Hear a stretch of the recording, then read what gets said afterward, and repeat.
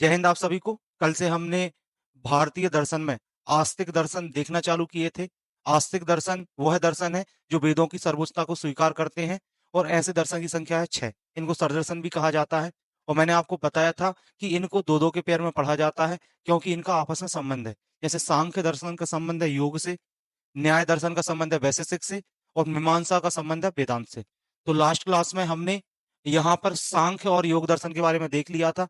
आज हम आगे के दर्शनों पर चर्चा करने वाले हैं। तो स्टार्ट करते हैं आज हम न्याय दर्शन से। यदि हम न्याय दर्शन की बात करें, पहले न्याय दर्शन को समझते हैं। बड़ा ही शानदार दर्शन है न्याय दर्शन। अच्छा, न्याय दर्शन को देने वाले जो हैं उनका नाम है अक्षपाद गौतम और इन्होंने दिया है इस चीज को न्याय सूत्र में। आधार ग्रंथ जो है वो है न्याय सूत्र। अब क्या है न्याय दर्शन, यहाँ पर पहले इसको समझते हैं। जो न्याय दर्शन है, न्याय दर्शन यह न्याय दर्शन सत्य की खोज, सत्य की खोज की बात करता है। सत्य की खोज की बात करता है। न्याय दर्शन सत्य की खोज की बात करता है। सत्य की खोज के लिए न्याय दर्शन रास्ता ढूंढता है और जो रास्ता ढूंढता है वह रास्ता है प्रमाण, एविडेंस, प्रमाण। आप बताइए कि यदि किसी भी चीज के हमारे पास यदि प्रमाण सही हो, प्रमाणों के आधार पर हम सत्यता की जांच कर सकते हैं। तो न्याय दर्शन का कहना है कि किसी भी घटना की सत्यता की जांच करने के लिए प्रमाण जरूरी है और जो प्रमाण है वह न्याय दर्शन ने बताए हैं 4 प्रकार के। 4 प्रकार के प्रमाण हैं। पहले जो प्रमाण होते हैं वो होते हैं प्रत्यक्ष प्रमाण। प्रत्यक्ष प्रमाण, प्रत्यक्ष प्रमाण का मतलब होता है ऐसे प्रमाण जिनको हम हमारी आंखों से देख रहे हैं या हमारी इंद्रियों से देख रहे हैं। जैसे मान लीजिए मैं आपको पढ़ा रहा हूं, यह बात आप अपनी आंखों से देख रहे हैं, तो यह प्रत्यक्ष प्रमाण है। लेकिन प्रत्यक्ष प्रमाण जो है वह हमेशा सत्य नहीं होते। कई बार आंखों से देखा हुआ भी असत्य हो जाता है। जैसे एक कहानी है कि एक बुजुर्ग व्यक्ति के साथ कुछ बच्चे खड़े थे, रात्रि का समय था। इनको लाइट में परछाई दिखाई दी, परछाई दिखाई दी। तो जो बुजुर्ग व्यक्ति हैं उन्होंने बच्चों से बोला कि यहाँ पर कोई जानवर खड़ा है। अब बच्चे तो बच्चे हैं, बच्चों ने वहां पर जाके देखा तो वहां पर वो कोई जानवर की परछाई नहीं थी, वो किसी झाड़ी की परछाई थी। जो झाड़ी की परछाई है वह जानवर के जैसे दिख रही थी। तो कई बार जो हम आंखों से देखते हैं वह आंखों से देखा हुआ भी गलत हो जाता है। तो केवल प्रत्यक्ष प्रमाण के आधार पर सत्यता की जांच करना सही नहीं है। तो दूसरे जो प्रमाण निकल के आते हैं प्रत्यक्ष के बाद होते हैं वो होते हैं आपके, जिनको हम बोलते हैं अनुमान प्रमाण।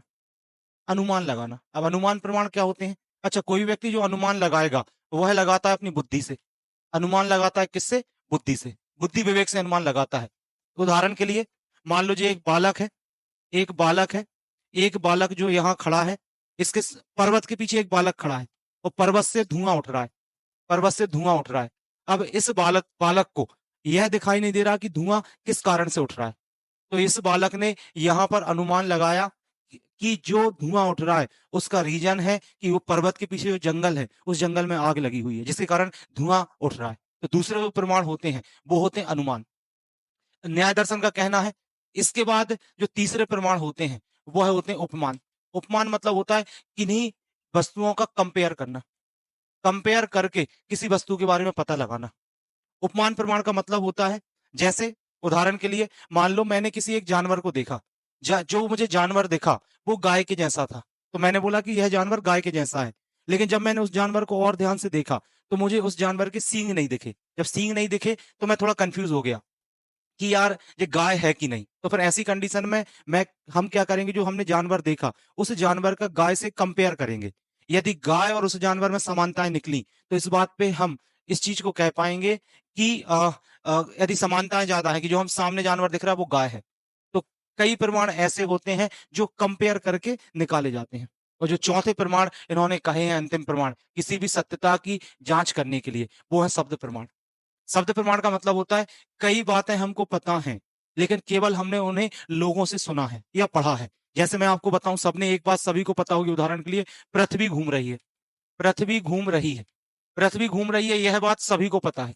लेकिन इस बात को आज तक किसी ने देखा नहीं है, फिर भी हम इस बात को सत्य मानते हैं। इस बात को सत्य कैसे मान रहे हैं? पृथ्वी घूम रही है क्योंकि पृथ्वी घूम रही है क्योंकि इस बात को कह के गए हैं न्यूटन। तो कई बार ऐसा होता है, कई विद्वान, कई साइंटिस्ट जिन बातों को बोलते हैं, उन बातों को हम सत्य मानते हैं, और ऐसे प्रमाण को हम बोलते हैं शब्द प्रमाण। और याद रखना, जो न्याय दर्शन है, गौतम ऋषि हैं, उनका कहना है कि किसी भी घटना की सत्यता की जांच करने के लिए जो रास्ता है वो है प्रमाण। और याद रखना, इसी रास्ते पर चलकर, इन्हीं प्रमाणों पर चलकर जो वैशेषिक दर्शन वाले लोग हैं, जिनको कणाद या उलूग ने दिया, वैशेषिक दर्शन कणाद या उलूग ने दिया है, इनका कहना है, इन्हीं वैशेषिक दर्शन वालों ने इस रास्ते पर चलकर, जो न्याय दर्शन ने जो रास्ता दिया था, रास्ता कौन सा रास्ता? प्रमाण का रास्ता।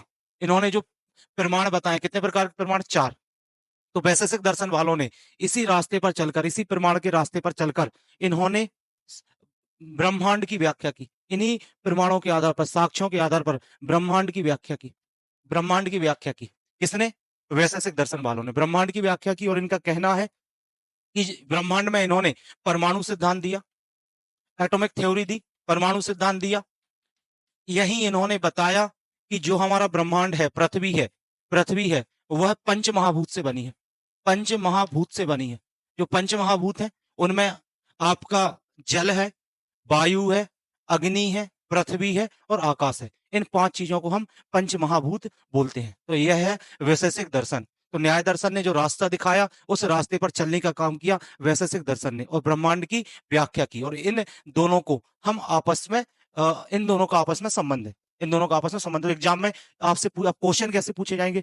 वो पूछे जाएंगे कि न्याय दर्शन में कितने प्रकार के प्रमाण की बात की गई है, या पूछा जाएगा न्याय दर्शन किसने की है, ठीक है ना, सत्यता की खोज के लिए रास्ता किसने दिखाया है। और याद रखना, ये दोनों दर्शन ऐसे, न्याय दर्शन और वैशेषिक दर्शन, यह ईश्वर की सत्ता पर विश्वास करते हैं। इनका कहना है इस ब्रह्मांड के निर्माणकर्ता कौन है? ईश्वर है। और दोनों कर्मवाद पर भी विश्वास करते हैं।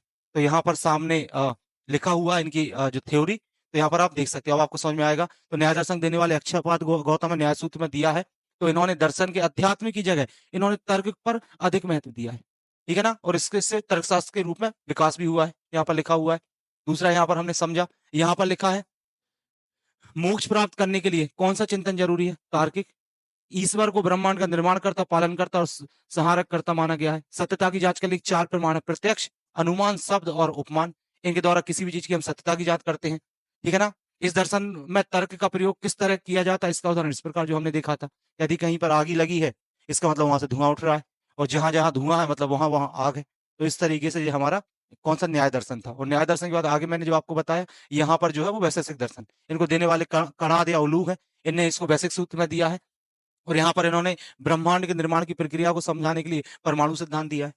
उन प्रमाणों के आधार पर साथ मैंने आपको बताया, इन्होंने बताया कि ब्रह्मांड पंच महाभूत से बना है।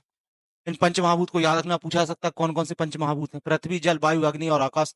और इन्होंने ब्रह्मांड के यथार्थवादी और वस्तुनिष्ठ दर्शन पर विचार करता है। वो ईश्वर पर विश्वास करते हैं जो लोग, मैं बता चुका हूँ, ठीक है ना। कर्म के नियम के अनुसार व्यक्ति को पुरस्कार और दंड मिलता है, कर्मवाद पर विश्वास करते हैं, ठीक है ना। और मानव जीवन की मुक्ति ही मानव का अंतिम लक्ष्य है। तो आपको यह 2 दर्शन थे। जो दर्शन है, कौन कौन से दर्शन? एक दर्शन मैंने आपको बताया न्याय, और एक बताया वैशेषिक। इतना आपको समझ में आया होगा। तो अब आगे हम चर्चा करते हैं आगे के दर्शन पर। यदि हम आगे बात करें, तो यहाँ पर एक दर्शन है, यहाँ पर लिखा पूर्व मीमांसा, या इसको मीमांसा दर्शन भी बोलते हैं। और एक जो दर्शन है जिसे हम वेदांत बोलते हैं, वेदांत को उत्तर मीमांसा बोलते हैं। बड़े ही शानदार दर्शन है, ठीक है ना। इनको पढ़ के आपको मजा आ जाएगा। अब समझते हैं इनको। यहाँ पर देखें, पहले क्यों इनको ऐसा बोला जा रहा है। तो मैंने बोला एक दर्शन है जो है मीमांसा, मीमांसा, और एक दर्शन है वेदांत। मीमांसा और एक दर्शन क्या है? वेदांत। अच्छा, मीमांसा जो दर्शन है, यह दर्शन वेद वेदों को समझने के लिए मैंने बताया था ब्राह्मण ग्रंथ लिखे गए, ब्राह्मण से लिखे गए ब्राह्मण ग्रंथ, वेद, ब्राह्मण ग्रंथ और अरण्यक, इन पर विश्वास करता है। कौन सा? मीमांसा। और जबकि जो वेदांत है, मैंने आपको बताया था वेदों का जो अंतिम हिस्सा है, सबसे लास्ट में वेदों में कोई बात लिखी गई है, वह है उपनिषद। तो वेदांत जो है वह विश्वास करता है उपनिषद पर। वेदांत विश्वास करता है किस पर? उपनिषद पर। और आप बताएं, पहले लिखे गए हैं वेद, ब्राह्मण, अरण्य ग्रंथ, और बाद में लिखे गए उपनिषद। पहले वेद लिखे गए हैं, इसलिए याद रखना जो मीमांसा है, इसको पूर्व मीमांसा ही बोलते हैं। पूर्व मतलब पहले लिखे गए, पूर्व मीमांसा बोलते हैं। और जबकि याद रखना, जो बाद में लिखेगा उपनिषद, इसलिए वेदांत को उत्तर मीमांसा बोलते हैं। उत्तर मीमांसा बोलते हैं। जिन दोनों का आपस में संबंध है, इनको एक साथ पढ़ा जाता है, एक पेयर में पढ़ा जाता है, ठीक है ना। और मैंने आपको बताया कि जो पूर्व मीमांसा है, इनको देने वाले हैं जैमिनी। इस दर्शन को देने वाले हैं जैमिनी, और इसको लिखा इन्होंने पूर्व मीमांसा सूत्र में। पूर्व मीमांसा सूत्र में इसके लिए क्या लिखा है? पूर्व मीमांसा सूत्र लिखा है। और जबकि जो वेदांत है, उत्तर मीमांसा, इनके लिए लिखा गया ब्रह्म सूत्र। क्या लिखा गया? ब्रह्म सूत्र। इतनी बात मुझे लग रहा है सबको समझ में आई होगी। इनमें इनसे बहुत सारे क्वेश्चन आपसे पूछे जाएंगे, तो आपको याद रखना है। और यदि इनमें से हम पहले दर्शन को समझना प्रयास करें, मीमांसा, मीमांसा की बात करें, तो मैंने यहां पर आपको बताया जो मीमांसा है, मीमांसा, मीमांसा, या इसी को हम पूर्व मीमांसा भी बोलते हैं। तो मीमांसा या पूर्व मीमांसा, जिसको मैंने बताया जैमिनी ने दिया है, और पूर्व मीमांसा सूत्र है। दो फैक्ट आपको याद रखना है। यदि इसको हम समझें, यह वेदों को, यह वेद में, यह वेद में पूर्णतः विश्वास करते हैं। यह वेद में पूर्णतः, यह वेद में पूर्णतः विश्वास करते हैं। इस दर्शन के लोगों में पूर्ण वेद में पूर्णतः विश्वास है। इनका कहना है वेद अपौरुषेय हैं। अपौरुष का मतलब कि वेदों को मनुष्य ने नहीं लिखा, मनुष्य ने नहीं लिखा। और यदि आपको याद हो, मैं जब आपको वेद पढ़ा रहा था, तो मैंने बोला था कि वेद श्रुति साहित्य है। ईश्वर ने ऋषियों को प्रेरणा दी, ईश्वर ने ऋषियों को प्रेरणा दी, और ईश्वर ने ऋषियों को जो प्रेरणा दी वही वेद में लिखा गया है। इसी कहा जाता है कि वेद को मनुष्य ने नहीं लिखा। और जब वेद को मनुष्य ने नहीं लिखा, तो जब मनुष्य ने नहीं लिखा, इसलिए कहा गया है कि जो वेद है, जो वेद है, जो वेदों में जो भी लिखा है, वेद वेद सत्य है। जो बात ना लिखी वेदों में वह सत्य है। इसलिए मीमांसा दर्शन वाले लोगों का कहना है जो वेद है, वेद को जीवन में उतारो, वेद को जीवन में उतारो। और वेद को जीवन में उतारो कैसे? तो मीमांसा दर्शन बोलता है कि कर्मकांड करो, मोक्ष प्राप्ति के लिए कर्मकांड करो, कर्मकांड करो। और कर्मकांड जो वेद है, वेद में 21 प्रकार के यज्ञ बताए गए। वेद में 21 प्रकार के क्या बताए गए? यज्ञ। और जो व्यक्ति गृहस्थ जीवन में है, जो व्यक्ति गृहस्थ जीवन में है, उस व्यक्ति के लिए ये यज्ञ बताए गए 5, 5 यज्ञ बताए गए। और याद रखना, जो आपके सिलेबस में भी दिए गए हैं, इन 5 यज्ञों को पंच महायज्ञ बोलते हैं। क्या बोलते हैं? पंच महायज्ञ। तो मीमांसा या पूर्व मीमांसा वो है जो वेदों में विश्वास करते हैं। और इसके लिए कितने महायज्ञ बताए गए हैं? 5। अब यहां पर समझना, पंच महायज्ञ आपको समझना है क्या क्या है जो 5 यज्ञ ग्रस्त के लिए। पहला यज्ञ ब्रह्म यज्ञ, ब्रह्म यज्ञ। दूसरा यज्ञ देव यज्ञ। तीसरा यज्ञ पितृयज्ञ, पितृयज्ञ। चौथा यज्ञ है मनुष्य यज्ञ। और 5वां यज्ञ भूत यज्ञ। तो जो आपको पंच यज्ञ है, उसमें 5 यज्ञ, ब्रह्म यज्ञ, देव यज्ञ, पितृयज्ञ, मनुष्य यज्ञ और भूत यज्ञ। यदि हम ब्रह्म यज्ञ की बात करें, ब्रह्म यज्ञ का क्या मतलब है? तो ब्रह्म यज्ञ का मतलब है ज्ञान। ब्रह्म यज्ञ का मतलब है ज्ञान। मीमांसा का कहना है कि अज्ञानी पुरुष, अज्ञानी पुरुष पशु के समान है, अज्ञानी पुरुष पशु के समान है, अज्ञानी पुरुष पशु के समान है। और दर्शन का कहना है कि हमने ज्ञानी पुरुष पैदा किए हैं, ना कि हमने कुत्ते बिल्ली पैदा किए हैं। इसलिए व्यक्ति का ज्ञानी होना जरूरी है। पुराने समय में जो महिलाएं होती थी, पुराने समय में जो महिलाएं होती थी, अपने बच्चों को गीता, महाभारत, रामायण इनका पाठ सुनाती थी। और यदि महिलाएं खुद नहीं पढ़ सकती थी, तो अपने घर में पंडितों को बुलाती थी, या ब्राह्मणों को बुलाती थी, विद्वानों को बुलाती थी, उनके माध्यम से इन पाठों को कराती थी, सत्यनारायण की कथा कराती थी। ठीक है ना। लेकिन जैसे जैसे हम मॉडर्न हुए, जैसे जैसे ब्रिटिशर्स भारत में आए, हम अपनी संस्कृतियों को भूलते चले गए। Radha Krishnan theory of education में, Radha Krishnan theory of education में लिखते हैं कि यदि कोई पुरुष अपनी पत्नी को प्रसन्न करने के लिए 2000 रुपए की साड़ी दिलाता है, यदि कोई पुरुष अपनी पत्नी को प्रसन्न करने के लिए बाजार ले जाता है, 2000 रुपए की साड़ी दिला रहा है, तो उसका कर्तव्य बनता है कि अपनी पत्नी को 20 रुपए की कोई पुस्तक भी दिलाए, 20 रुपए की पुस्तक दिलाए, ताकि वह पत्नी अपने घर में एक छोटी सी लाइब्रेरी बना पाए, उन पुस्तकों को खुद भी पढ़े और अपने बच्चों को भी उन पुस्तकों का ज्ञान दे। तो ब्रह्म यज्ञ का मतलब है ज्ञान। ब्रह्म यज्ञ का मतलब है ज्ञान। दूसरा यज्ञ होता है देव यज्ञ। देव यज्ञ का मतलब होता है कि जो देवता है, जो देवता है, देवता हमें सब कुछ देते हैं। देवता हमें हमसे कुछ कभी लेते नहीं है। जो देवता हमें सब कुछ दे रहे हैं, हमसे कुछ कभी लेते नहीं है। तो हमारा कर्तव्य है कि हम उनको कुछ लौटाएं। जैसे आपने देखा होगा, डेली सूर्य देवता निकलते हैं, सूर्य देवता डेली आपको प्रकाश दे रहे हैं, आपको सनलाइट दे रहे हैं, लेकिन हम कभी कुछ लौटाते नहीं है।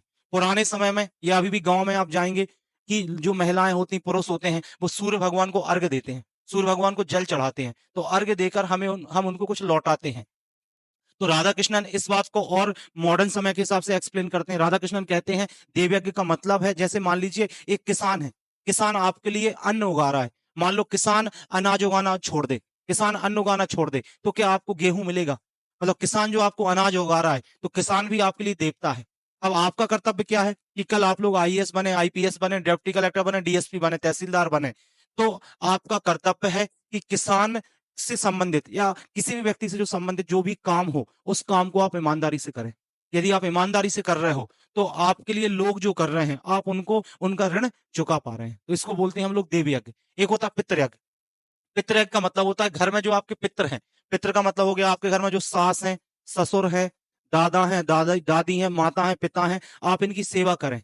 इनकी सेवा करें, इनको पहले भोजन कराएं, इनको भोजन कराने के बाद फिर आप भोजन करें।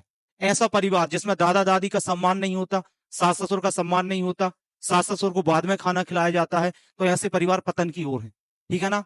एक इसके लिए बड़ा अच्छा कथन कहा गया कि सीता जी जब राम भगवान से शादी करके आ रही थी, तो सीता जी ने राम भगवान से पूछा कि मुझे आपके घर में के बारे में कुछ भी नहीं पता, मैं क्या करूं, मुझे क्या करना चाहिए? तो राम भगवान वहां पर बोलते हैं, एक पंक्ति बोलते हैं सीता जी से, ए सम धर्म नहीं कोई दूजा, ए सम धर्म नहीं कोई दूजा, सादर सास ससुर पद पूजा। मतलब जब तक सास ससुर जिंदा हैं, आप उनकी अच्छे से सेवा करें, यही सबसे बड़ा क्या है? धर्म है। एक फ्रेड नाम के दार्शनिक हैं, वह कहते हैं कि जब बच्चा पैदा होता है, उस बच्चे को 5 वर्ष तक अपनी माँ के गोद में होना चाहिए। यदि बच्चा 5 वर्ष तक माँ के साथ है, तो वह बच्चा फिजिकली इतना स्ट्रांग होगा कि उसे कोई बीमारी नहीं लगेगी।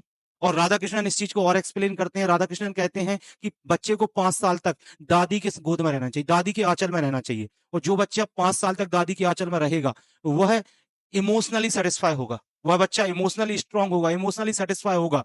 और बोलते हैं कि ऐसे बच्चे के फ्यूचर में यदि कोई भी फ्रस्ट्रेशन आएगा, कोई बड़ी समस्या आएगी, वो हर एक फ्रस्ट्रेशन से आसानी से निकल जाएगा। इसलिए राधा कृष्णन जॉइंट फैमिली पर बल देते हैं। वो बोलते हैं कि आपको बाहर जाकर सत्संग करने की जरूरत नहीं है। आप अपने दादा दादी या माता पिता से दूर रह रहे हैं, उनको आप अपने साथ रखें, जॉइंट फैमिली में रहें। यह है आपका पितृदर्शन, पितृ यज्ञ। इसके बाद आता है मनुष्य यज्ञ। मनुष्य यज्ञ का मतलब होता है अतिथि संस्कार, अतिथि स्वागत। मनुष्य यज्ञ का मतलब अतिथि स्वागत। ऐसा नहीं कि अपने घर अतिथि आए हैं, तो वो वाला गाना था ना, अतिथि तुम कब जाओगे, तो कब जाओगे नहीं, अतिथि तुम कब आओगे। और जब आपके घर में अतिथि आए, तो उन अतिथियों का आपको बड़े अच्छे से स्वागत करना है, बड़े अच्छे से सत्कार करना है।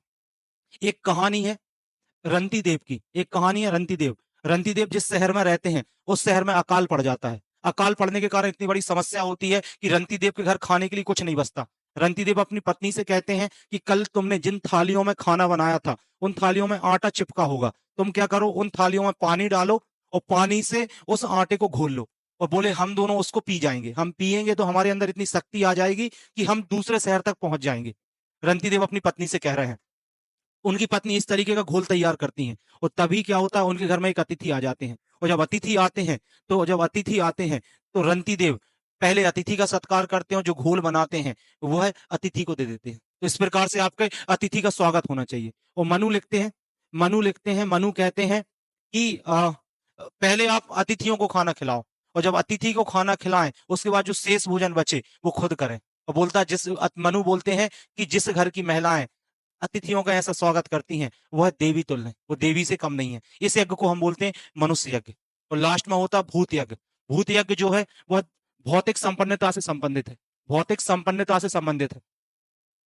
कि भाई जिस घर में दरिद्रता है, दरिद्रता पाप का विषय है, दरिद्रता पाप का विषय है।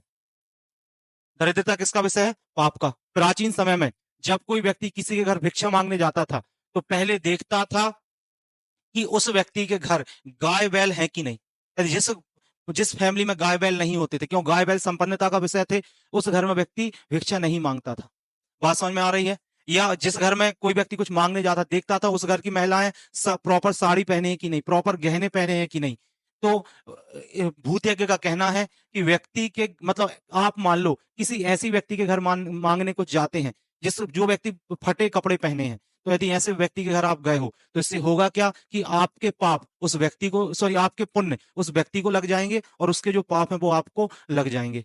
तो आपको क्या करना चाहिए, जो महिलाएं हैं उन महिलाओं को अपने घर में छोटी छोटी बचत करनी चाहिए, और छोटी छोटी बचत करके कुछ पैसे को बचाना चाहिए, ऐसा नहीं कि सारा पैसा चाट फुल्की में उड़ा दिया। कुछ पैसा पैसा बचाना चाहिए ताकि हमारे घर में जब हमारे रिश्तेदार आए या कोई व्यक्ति आए तो हम उसका स्वागत भी कर सकें और हम अपने घर को भी अच्छे से रख सकें। राधा कृष्णन कहते हैं कि जो सरकार जो छोटी छोटी बचत योजनाएं चलाती है, जैसे पैसे को पोस्ट ऑफिस में जमा कर दो, तो बोलते हैं वह पैसा जमा करना भी एक प्रकार का भूत यज्ञ ही है। ठीक है ना। तो ये पंच महायज्ञ है जिनको बताया गया है गृहस्थ जीवन के लिए आपके मीमांसा दर्शन। मुझे लगता है आपको मीमांसा दर्शन समझ में आया होगा। तो यहाँ पर अपन देख लेते हैं इसका कंटेंट, उसके बाद फिर हम पढ़ेंगे किसको, वेदांत को। तो मीमांसा के बारे में मैंने पहले समझा दिया था, इसे पूर्व मीमांसा भी बोलते हैं। तो लिखा पूर्व मीमांसा को देने वाले जैमिनी है और पूर्व मीमांसा सूत्र में दिया है। हाँ, इनकी विश्वास वेदों में है, जो वेदों में लिखा वो त्रुटिहीन है, उसमें कोई गलती नहीं है। ये बता समझा चुका हूं मैं आपको। यहां पर लिखा है कि कर्मकांड करने से ही क्या संभव है, मोक्ष। लेकिन वैदिक कर्मकांडों को के औचित्य और तर्क को समझना भी जरूरी है। मैंने आपको बताया जैसे पांच महायज्ञ हम कर रहे हैं, उनका क्या औचित्य है, क्या तर्क है। आप समझ सकते हैं कि भारत के लोग प्राचीन समय में अपनी संस्कृति से कितने महान थे। इन सब संस्कृतियों का लोग पालन करते थे, इन सब यज्ञों का लोग पालन करते थे। लेकिन समय के साथ हम जैसे जैसे मॉडर्न होते जा रहे हो, खासकर जब ब्रिटिशर्स आए, तो ब्रिटिशर्स ने सबसे पहले भारतीय संस्कृति को नष्ट किया है। आप कभी 1835 के लॉर्ड मैकाले के पत्र को पढ़ना, जो ने ब्रिटिश पार्लियामेंट को लिखा था। लॉर्ड मैकाले कहते हैं कि मैं सारे भारत में घूमा, भारत के लोग बड़े महान हैं। और भारत के लोग बड़े महान इसलिए हैं क्योंकि भारत के लोग अपनी संस्कृति से जुड़े हुए हैं। और बोले कि यदि हमें भारत को गुलाम बनाना है तो सबसे पहले हमें यहाँ की संस्कृति को नष्ट करना होगा, यहाँ के खान पान को नष्ट करना होगा, हमें रीति रिवाज को नष्ट करना होगा। और भारतीयों के मन में इस भावना को बिठाना पड़ेगा कि जो भी विदेशी चीज है वो भारत के लोगों से अच्छी है। और अभी भी हम सेम बात कर रहे हैं कि हम कपड़े कौन से पहन रहे हैं, विदेशी। हमारे लिए जो इंग्लिश बोलेगा वो ज्यादा इंटेलिजेंट है, समझ रहे हैं ना। हमने भाषा भी कौन सी अपना ली है, विदेशी। हम खाना भी क्या खा रहे हैं, विदेशी, पिज्जा बर्गर। जो हमारी संस्कृति उसको भूलते जा रहे हैं। ठीक है ना। तो आप सभी इन पंच महायज्ञों का पालन करें। अब हम देखते हैं, यहाँ पर लिखा है, ये सब बातें लिखी हैं और इनने भी मुक्ति के साधन के रूप में कर्म के सिद्धांत पर बल दिया है। अब समझते हैं हम लोग उत्तर मीमांसा। मैंने बता चुका हूं उत्तर मीमांसा के प्रतिपादक बादरायण या वेद व्यास है। अच्छा, बादरायण को वेद व्यास, कई कई वेद व्यास बादरायण को एक ही दिखाया गया है और कहीं ऐसा भी कहा गया है कि बादरायण और वेद व्यास दो अलग अलग व्यक्ति हैं। और मैंने बताया इनको दिया गया ब्रह्म सूत्र में। कहा दिया गया, ब्रह्म सूत्र में। अच्छा, यहां पर हम इसको पहले समझते हैं कि क्या है उत्तर मीमांसा दर्शन। मैं सब पहले तो बेसिक तो बता चुका हूं। यह लोग उपनिषद पर विश्वास करते हैं। दुनिया में इससे अच्छा दर्शन हो ही नहीं सकता जो उत्तर मीमांसा है। उत्तर मीमांसा है या इसको वेदांत बोलते हैं, वेदांत, वेदांत बोलते हैं। इसमें याद रखना ये पूरी दुनिया का, विश्व का सर्वश्रेष्ठ दर्शन, विश्व का सर्वश्रेष्ठ दर्शन है उत्तर मीमांसा। यह सरकारी दर्शन है। यदि आपसे को पूछा जाए सरकारी दर्शन क्या है, तो वह भी उत्तर मीमांसा है। और राधा कृष्णन बोलते हैं, राधा कृष्णन कहते हैं इसके लिए कि final face of human thought, यह मानव के विचारों का अंतिम फेस है। इसके आगे विचार खत्म हो जाते हैं। Final face of human thought है वेदांत। और याद रखना जो वेदांत जो शब्द है वो दो चीजों को परिभाषित करता है। वेदांत के दो मतलब है, वेदांत के दो मतलब। पहला मतलब मैंने आपको बताया था, वेदों का अंतिम हिस्सा। वेदांत मतलब वेदों का अंतिम भाग। वो वेदों का जो अंतिम भाग है, वेदों का अंतिम भाग वो है उपनिषद। उपनिषद। और जब मैंने आपको उपनिषद बताया था तो मैंने आपको समझाया था उपनिषद का मतलब है गुरु के चरणों में, गुरु के चरणों में बैठकर, गुरु के चरणों में बैठकर ज्ञान लेना। गुरु के चरणों में बैठकर क्या लेना, ज्ञान लेना। किसका मतलब है, उपनिषद का। गुरु के चरणों में बैठकर ज्ञान लेना। और इसमें कहा गया है श्रद्धावान, श्रद्धावान लभते ज्ञानम, श्रद्धावान लभते ज्ञानम। मतलब जो व्यक्ति श्रद्धा से बैठेगा उसी व्यक्ति को क्या मिलेगा, ज्ञान मिलेगा। श्रद्धावान लभते ज्ञानम, जो व्यक्ति श्रद्धा से बैठेगा उसी को ज्ञान मिलेगा। बोले ज्ञान कौन सा मिलेगा, बोले ज्ञान मिलेगा आत्मा का ज्ञान, आत्मज्ञान मिलेगा, आत्मा का ज्ञान मिलेगा। और इसमें ज्ञान मिलेगा कि तुम कौन हो, तू है कौन, तुम कौन हो, इसको आप पहचान पाओगे। तुम कौन हो इस चीज को आप पहचान पाओगे। किसमें, वेदांत में। इसमें जो ज्ञान मिलने वाला है वो आत्मज्ञान मिलेगा और इसमें आप पहचान पाओगे कि तुम कौन हो। और वेदांत का दूसरा मतलब है वेद प्लस अंत। वेद प्लस अंत, वेद का मतलब होता है नॉलेज, वेद का मतलब है नॉलेज। अंत का मतलब जहां एंड हो जाए, जहां क्या हो जाए, एंड, मतलब जहां ज्ञान का अंत हो जाए वह है वेदांत है। और मैं बोल रहा हूँ राधा कृष्णन क्या बोल रहा है, इसलिए final face of human thought. Final phase of human thought. इतनी बात समझ में आई होगी। यदि इसको हम आगे चर्चा करें, final phase of human thought, अब इसमें क्या क्या बातें कही गई हैं इस वेदांत को समझने के लिए। तो वेदांत का जो मुख्य उद्देश्य है, इस दर्शन का जो मुख्य उद्देश्य है, वह मुख्य उद्देश्य है आपको बताना कि तुम कौन हो, तुम कौन हो। इसके लिए 4 ब्रह्मसूत्र लिखे गए, 4 ब्रह्मसूत्र लिखे गए। और जो 4 ब्रह्मसूत्र हैं, यह बड़े ही बृहद हैं, यह बड़े ही मतलब बड़े हैं बहुत, 4 ब्रह्मसूत्र। और इन ब्रह्मसूत्र की आगे कई लोगों ने व्याख्या की, और जो व्याख्या की जिन लोगों ने, उनमें से एक रामानुज और एक शंकराचार्य प्रमुख है। रामानुज और शंकराचार्य प्रमुख है, रामानुज और शंकराचार्य प्रमुख है। इन्होंने इसको सरल भाषा में एक्सप्लेन किया। और शंकराचार्य जी बोलते हैं फाइनली, जो ब्रह्मसूत्र का सार है, बोलते हैं ब्रह्म सत्यम जगत मिथ्या, ब्रह्म सत्यम जगत मिथ्या। ठीक है ना, ब्रह्म सत्यम जगत मिथ्या। अब यहां पर बात समझना, इसका क्या मतलब है। इन्होंने बोला ब्रह्म सत्यम जगत मिथ्या। अच्छा, इन्हें जगत को मिथ्या कहा है, इसका क्या मतलब है यहां पर समझे। अच्छा, इनका कहना है कि जो जगत है, जगत है या संसार है, वह मिथ्या है, मिथ्या है। इन्होंने इसे असत्य नहीं कहा, मिथ्या कहा है, असत्य नहीं कहा। जो जगत है वह व्यवहारिक सत्य है, व्यवहारिक सत्य है, व्यवहारिक सत्य है। और जो जगत है वह, ठीक है ना, वह समय के हिसाब से बदलता है। व्यवहारिक सत्य है, समय के हिसाब से जो जगत है वो बदलता है। समय, सॉरी, जगत जो है वह व्यवहारिक सत्य है, वह समय के हिसाब से बदलता है। ठीक है ना। और शंकराचार्य जी का कहना है ऐसी कोई भी चीज, ऐसी कोई भी चीज जिसमें परिवर्तन होता है, ऐसी कोई भी चीज जिसमें परिवर्तन होता है वह मिथ्या है। ऐसी कोई भी चीज जिसमें परिवर्तन होता है वो क्या है, मिथ्या है। और आप बताएं, जो जगत है, जो संसार है, जगत या संसार में प्रतिदिन परिवर्तन हो रहा है कि नहीं। प्रतिदिन जगत या संसार में जो है प्रतिदिन परिवर्तन हो रहा है। और यदि प्रतिदिन परिवर्तन हो रहा है, जो चीज परिवर्तित होगी वह चीज क्या होगी, मिथ्या होगी। और इसको समझाने के लिए उदाहरण से आप समझ सकते हो, ऐसे एग्जांपल के लिए मान लो सोना है, गोल्ड है, गोल्ड है। इस गोल्ड के मैंने कंगन बना दिए, कंगन के बाद मैंने हार बना दिया, हार के बाद अन्य आभूषण बना दिए। तो गोल्ड का लगातार रूप बदल रहा है। कंगन बन गए, कंगन के बाद हार बन गया, हार के बाद अन्य आभूषण बन गए। तो आप बताएं, जो गोल्ड है, जो गोल्ड है, सोना है, इसके रूप बदल रहा है। तो कंगन, हार और जो अन्य आभूषण है, ये सब मिथ्या है। जो चीज बदलेगी वो मिथ्या है। लेकिन जो सोना तो सोना है, गोल्ड तो गोल्ड है। तो जो सत्य है यहाँ पर वो गोल्ड है, सत्य जो है वो गोल्ड है। इसलिए शंकराचार्य बोलते हैं कि जो जो संसार है वो मिथ्या है, लेकिन जो आपकी आत्मा है, आत्मा कभी नहीं बदलती। जो आत्मा है वह आत्मा सत्य है, जो आत्मा है वह क्या है, सत्य है। मेरी बात अभी और आपको समझ आएगी। उदाहरण है, राजा जनक, राजा जनक एक दिन सोते हैं रात में, उनको सपना आता है कि किसी राजा ने उनके साम्राज्य पर आक्रमण कर दिया है, अटैक कर दिया है। और जब दूसरे राजा ने अटैक किया तो उन्होंने क्या किया, पूरे राजा जनक के क्षेत्र पर अधिकार कर लिया। राजा जनक वहां से अपनी जान बचाकर भागे, और जब जान बचाकर भागे तो वहां जाकर एक झाड़ियों में छुप गए। झाड़ियों में छुपे, उनके कपड़े भी फट गए, और कपड़े फट गए।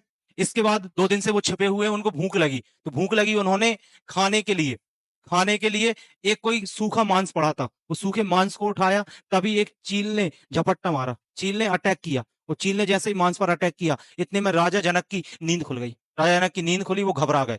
वो घबरा गए तो बड़े वो परेशान हो गए। वो परेशान हुए तो उन्हें दरबार बुलाया। जब दरबार बुलाया तो वहां पर गुरुजन आए, उनकी रानियां आई, सैनिक आए, बाकी लोग आए। तो अब राजा जनक ने गुरुओं को पूरा संवाद बताया कि क्या क्या हुआ था सपने में। और अब गुरुओं से राजा जनक पूछते हैं, गुरुजनों से, कि क्या सत्य है, जो मैंने सपने में देखा वह सत्य है, कि जो मैं सामने देख रहा हूं वह सत्य है।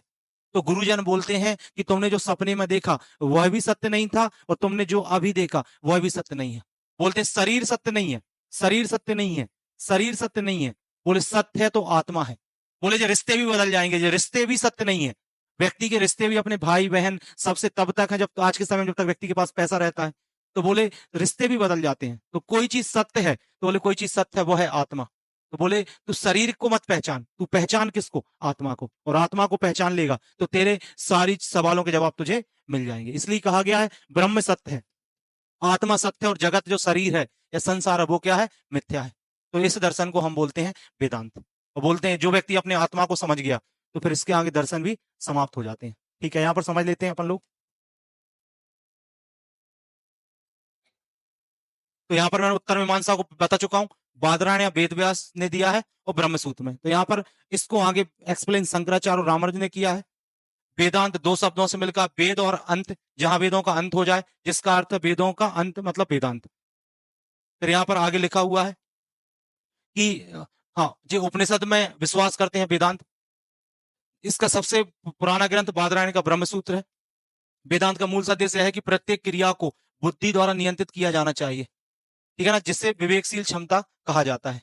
वेदांत दर्शन ने कर्म के सिद्धांत में विश्वसनीयता प्रदान किया, पुनर्जन्म के सिद्धांत में भी विश्वास किया है। तो यहां तक आप लोग इन सब चीजों को देख लेना, इनसे क्वेश्चन पूछे जाएंगे। तो यहां तक हमने जो सर दर्शन है उस सर दर्शन को हमने कंप्लीट कर लिया है। तो अब हम आगे क्लासों में स्मृतियों के बारे में पढ़ेंगे। तो मिलते हैं आगे क्लासों में, तब तक के लिए जय हिंद।